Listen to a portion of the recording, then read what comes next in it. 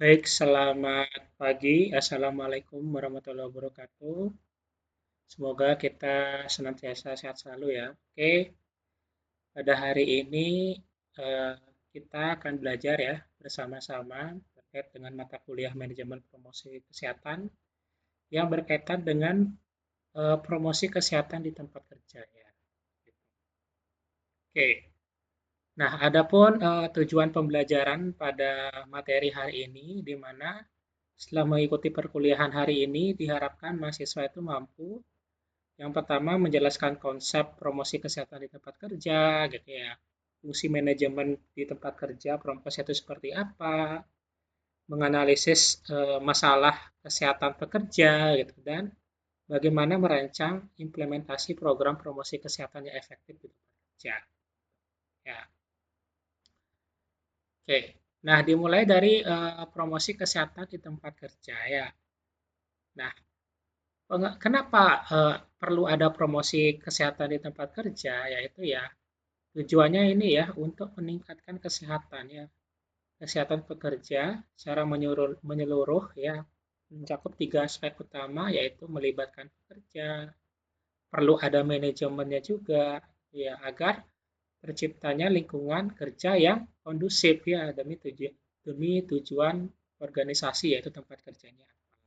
Ya, Max, sehat menurut WHO itu ya ini ya, sehat menurut WHO itu ya pekerja itu harus ya sehat secara fisik, sehat secara mental, dan sehat secara sosial. Ya, kalau menurut kalian udah gini nggak? Sehat secara fisik, mental, dan sosial ya? Coba komen ya di video di bawah. Ya, oke. Kapan ketika seseorang pekerja itu dikatakan sehat? Yaitu ya baik ya sehat secara fisik, sehat secara mental, sehat dan secara sosial. Ya. Nah, ini ya pentingnya program promosi kesehatan di tempat kerja, yaitu ya ini untuk eh, gini ya, mencegah penyakit tidak menular. Ya, penyakit tidak menular itu kan banyak ya, seperti hipertensi, jantung, stroke gitu ya. Karena penyakit tidak menular itulah penyakit kronis yang perlu pengobatan yang sangat lama.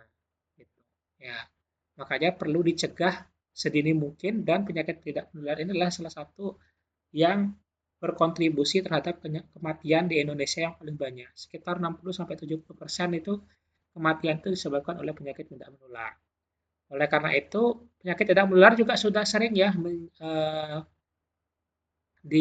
terjadi atau dirasakan oleh usia produktif. Usia produktif di Indonesia itu kan dari umur 18 ya, umur 18 sampai 64 tahun. Ya, itu kalau golongan pekerja itu di atas 20 mungkin sampai 60 itu masih termasuk usia produktif ya. Itu yang pertama. Lalu yang kedua itu untuk mencegah kecelakaan kerja ya. Kecelakaan kerja di mana setiap pekerjaan itu pasti ada risiko. Risiko kecelakaan gitu. Misalkan apa? Kalau kerja di SPPG gitu misalkan atau di kitchen gitu mungkin risikonya gitu eh, kena pisau gitu ya, terjatuh, licin dan lain sebagainya. Gitu ya. Kalau kerja di perusahaan tambang gitu misalkan. Misalkan risikonya apa? Risikonya yaitu terpapar zat-zat kimia, zat-zat yang itu yang sangat membahayakan itu juga risiko. Ya, karena setiap pekerjaan itu pasti memiliki risiko ya yang berdampak langsung pada keselamatan dan produktivitas. Kalau ada proyek itu pasti ada ya pelang keselamatan kerja gitu. Misalkan kerja di bangunan, kerja di manapun gitu ya pasti ada harus mengutamakan keselamatan dan kesehatan kerja untuk mencegah ya ini kecelakaan kerja ini. Ya. Lalu yang ketiga itu ada namanya stres dan burnout ya.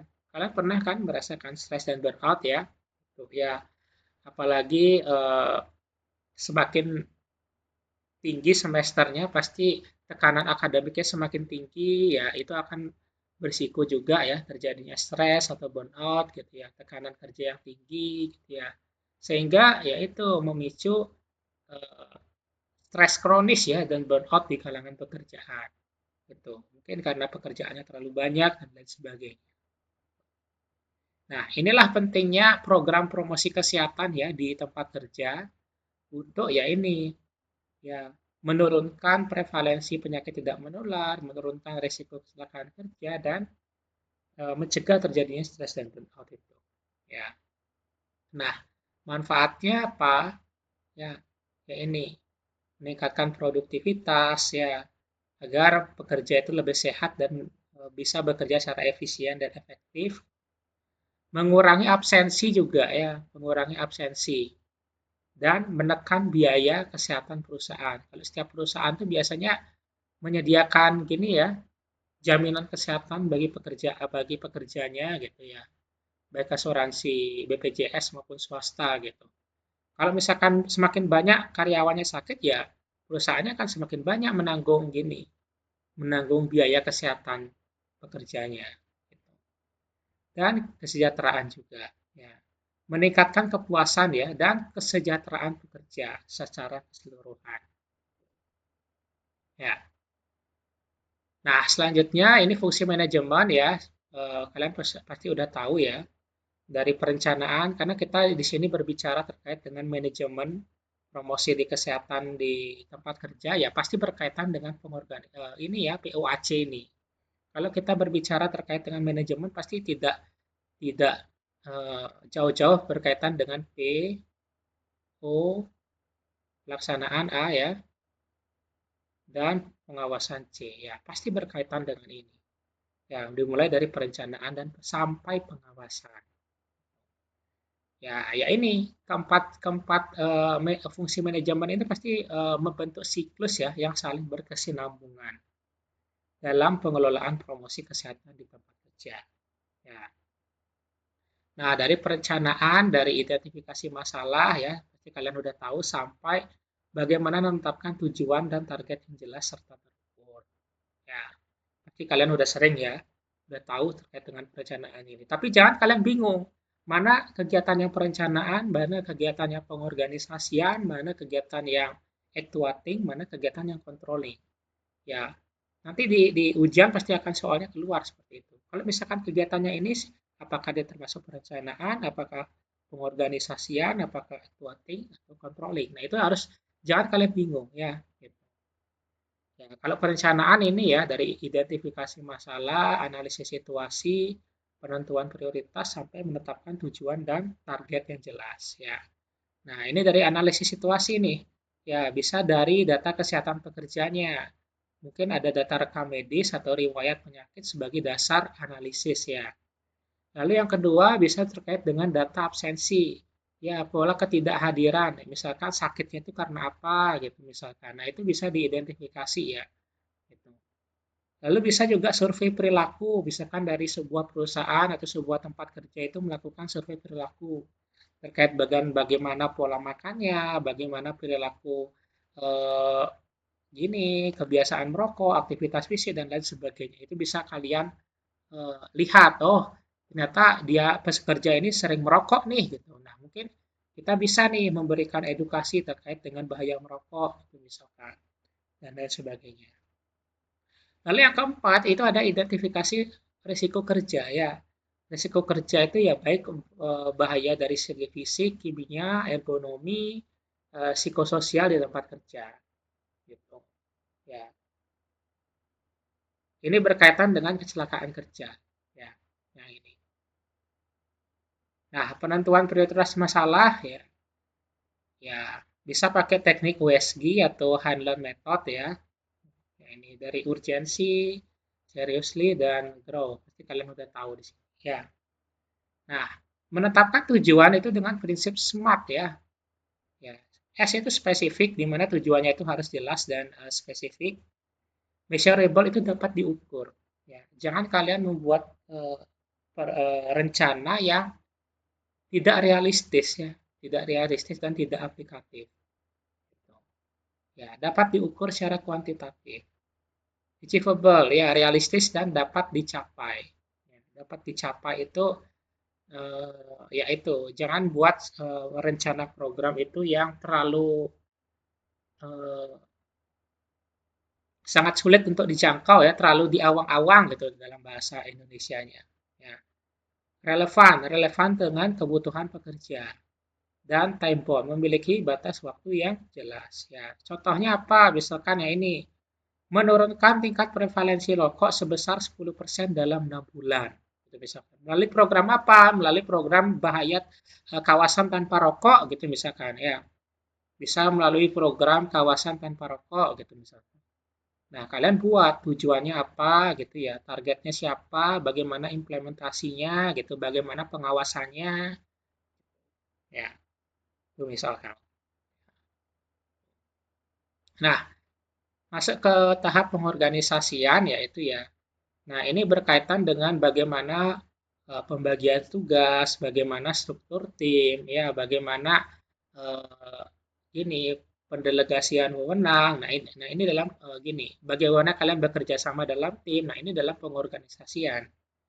Ya, itu harus ada pengorganisasian yang jelas ya dan koordinasi lintas bagian. Ya, di sini kalian tidak bisa bekerja sendiri ya, harus bekerja secara berkelompok di sini ya. Ya, misalkan ada pembagian tugas dari HRD, ya, tugasnya HRD apa? Misalkan berkoordinasi terkait administrasi dan kebijakan SDM, gitu misalkan. Kalau tenaga kesehatan, misalkan apa tugasnya? Ini misalkan merencanakan bagaimana pelaksanaan program itu nanti akan dilaksanakan. Nah, dari manajemen gitu ya. Nah, misalkan tugasnya apa? Bisa memberikan dukungan kebijakan, dukungan alokasi sumber daya, dan lain sebagainya. Nah, ini ada pembagian tugas di pengorganisasian ini. Ya. Nah, pelaksanaan, nah ini misalkan pelaksanaannya bisa edukasi kesehatan, ya misalkan aktivitas fisik melalui senam bersama di hari Jumat gitu misalkan, ya. Konseling, misalkan ada karyawan yang memiliki masalah, menyediakan konseling di setiap kantor, di setiap tempat kerja juga bisa. Ya. Dan kampanye gaya hidup juga bisa. Ya. Bagaimana mempromosikan pola hidup sehat di lingkungan kerja. Nah, ini pendekatan teori perilaku ya. Ya, mengapa teori perilaku ini penting ya? Karena program promosi yang efektif itu harus didasarkan pada pemahaman tentang bagaimana perilaku manusia itu terbentuk atau berubah. Ya, ya. Kalian membuat program juga kalian harus gini ya, berkaitan dengan teori perilaku. Ya, pasti banyak ya yang sering kalian dengar teori, contohnya HBM terkait dengan kepercayaan, ya. Bagaimana mereka itu fokus terhadap persepsi ya, persepsi manfaat, persepsi kerentanan, persepsi resiko, dan lain sebagainya. Ya. Lalu sering juga kalian mendengar teori perilaku terencana, atau TBR. Ya. Di mana teori ini berfokus pada sikap, bagaimana sikap seseorang itu atau bagaimana niatan seseorang itu untuk mau bertindak. Nah, ini dijelaskan di teori perilaku terencana ini. Dan yang ketiga itu teori kognitif sosial ya, di mana teori ini berfokus pada efikasi diri dan pembelajaran observasional. Nah, dalam membuat sebuah perencanaan kalian bisa ya berpatokan pada teori-teori ini agar yaitu kalian karena kan di sini kalian tujuannya itu kan mengubah perilaku masyarakat ya. Dengan di dalam mempelajari teori ini kalian bisa mempelajari bagaimana perilaku manusia itu terbentuk dan bagaimana perilaku manusia itu berubah. Ya, tuh. Ya, ini ya, tiga teori ini yang sering dipakai kalau HBR terkait dengan persepsi, resiko, mendorong tindakan seseorang. Kalau TPB itu niat perilaku yang dipengaruhi oleh norma sosial ya. Dan kognitif sosial ini ya, TSC, itu berkaitan dengan efikasi diri dan pembelajaran sosial. Ya. Nah, media promosi kesehatan ini kalian sudah sering ya membuat ada cetak, contohnya poster dan leaflet, ya, digital internal bisa email, internet, media sosial dan aplikasi kesehatan juga. Ya, ini bisa menggunakan medianya dalam perencanaan. Nah, masuk ke controlling ya, pengawasan dan evaluasi program. Nah, mau memonitornya bagaimana? Yaitu terkait dengan pemantauan kegiatan, contohnya misalkan yang dipantau dilakukan secara berkala ya. Beda monitoring dan evaluasi itu kalau monitoring dilakukan secara berkala. Kalau evaluasi itu ada tiga tahapan ya, evaluasi proses, output, dan outcome. Ya. Indikatornya apa? Ya ini, kalau monitoring, indikatornya partisipasi ya dan frekuensi kegiatan. Bagaimana partisipasi masyarakatnya? Berapa jumlah yang datang? Frekuensi kegiatannya berapa? Berapa kali akan dilaksanakan program tersebut? Nah, itu misalkan. Nah, itu di indikator proses ya. Dokumentasi juga dimonitoring. Kalau evaluasi, kita harus menjawab dan misalkan evaluasi proses. Apakah program yang sudah direncanakan itu berjalan sesuai dengan rencana? Itu misalkan. Kalian misalkan membuat rencana ya seperti ini, tapi implementasinya itu berbeda. Nah, itu kalian bisa sebagai evaluasi ya dalam proses evaluasi proses itu. Lalu yang kedua ada evaluasi output ya, di mana evaluasi output ini adalah hasil langsung dari pelaksanaan program.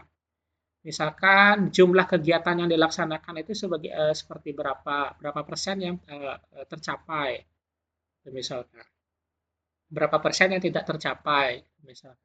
Nah, itu evaluasi proses. Ya, ini berkaitan dengan jumlah atau frekuensi ya di evaluasi proses ini. Kalau evaluasi outcome itu perubahan perilaku jangka panjang ya. Misalkan 20% masyarakat itu meningkat perilakunya terkait dengan pola makan gitu. Jadi semakin banyak atau 20% perilaku masyarakat itu meningkat terkait dengan mengkonsumsi buah dan sayur gitu misalkan. Nah, itu evaluasi outcome itu misalkan. Ya. Nah, ini indikator keberhasilan program ya.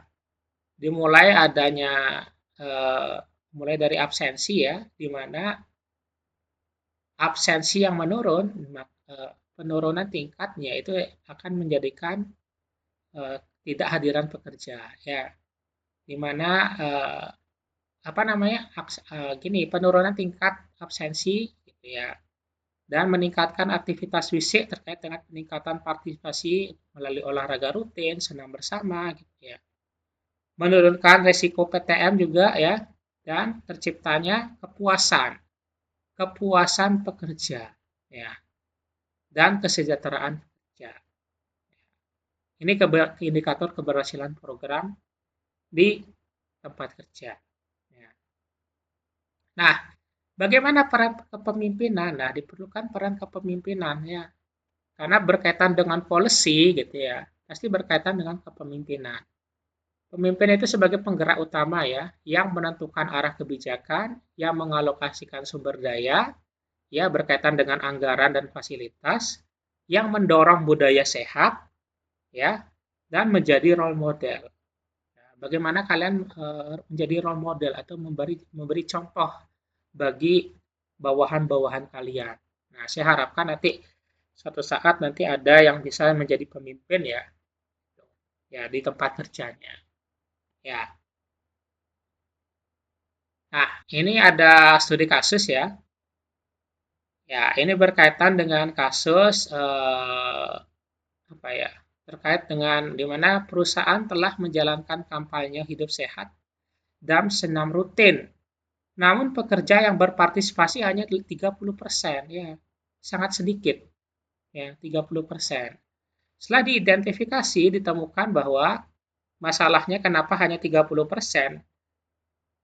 pegawai yang ikut senam rutin, yaitu adanya program yang tidak sesuai dengan jadwal kerja, ya, kurangnya dukungan aktif dari pemimpin, media promosi yang kurang menarik, dan tidak adanya monitoring rutin. Ya, nanti kalian coba jawab ini ya. Ada dua pertanyaan. Coba identifikasi kelemahan manajemen program promosi kesehatan dalam kasus ini ya. Kelemahannya baik dari segi P, perencanaan, O, organisasi, E, A, actuatingnya, apa kelemahannya, dan eh, controllingnya apa kelemahannya. Ya, kalian identifikasi. Lalu yang kedua, coba perbaiki fungsi manajemennya. Ya, dari planning, organisasi, actuating, sampai controlling agar program ini lebih efektif. Ya, nanti kalian coba jawab ya di link ini. Ya, di link ini. Ya, dikumpulkan setelah eh, materi ini selesai. Ya, silahkan dijawab nanti.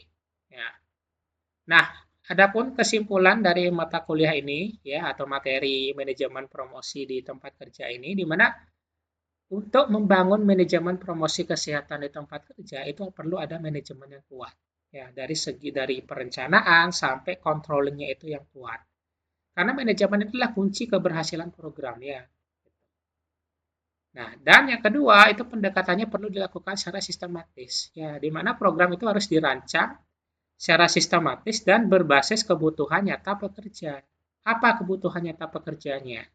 Apa yang mereka butuhkan? Makanya perlu ada perencanaan yang melalui survei gitu misalkan. Apa yang mereka butuhkan? Misalkan perlu adanya konseling, kalau misalkan ada pekerja yang banyak yang stres atau burnout, mungkin perlu adanya sesi konseling, disediakan psikolog mungkin di tempat kerja dan lain sebagainya.